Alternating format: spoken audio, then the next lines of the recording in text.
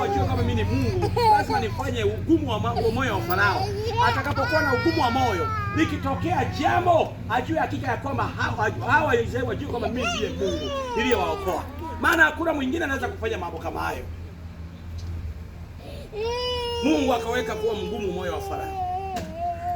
Moyo wa Farao kama mgumu. Hakuweza kuachia Waisraeli. Hata Musa alipoenda kupiga magoti kwa Farao mwambia, naomba uachie watu wa Mungu. Lakini hakukubali kamwe. Hakukubali kamwe.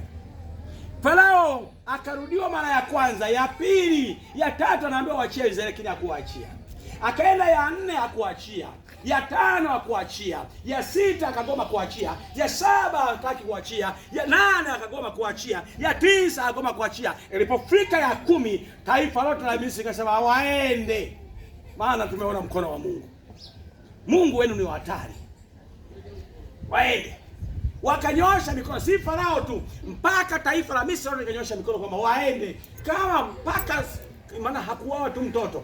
Kama ni ndege wa pale Misri alikufa, kama ni mnyama, kama ni popo, kama ni paka, kila yule mwana amekufa ni mzaliwa wa kwanza. Kwa vifo hata kuziki ilishindikana, unaenda kuzika kwa nani?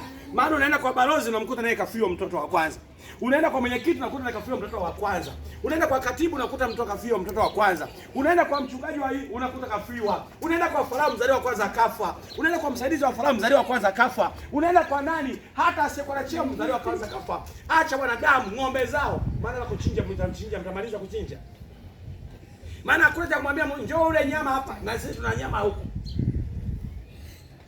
Una kondoo ngapi? Wazaliwa wa kwanza wako wangapi? Kama una kondoo 80, kuna wazaliwa wa kwanza wako 20, wote wamekufa. Hizo nyama mnaweka wapi? Maana Yohana, Mathayo, Luka, njoo huku. Mnachinja. Yohana, njoo. Mimi bwana kiuno kinauma. Nimechinja sana leo. Maana kila sehemu kuna mzaliwa wa kwanza kafa. Haleluya. Amekufa mzaliwa wa kwanza.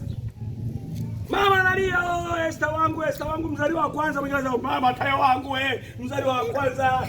Analia, Johnson wangu mzaliwa. Mwingine anakuja Yohana wangu mzaliwa wa kwanza. Kila mmoja alilia. Mji ukalia.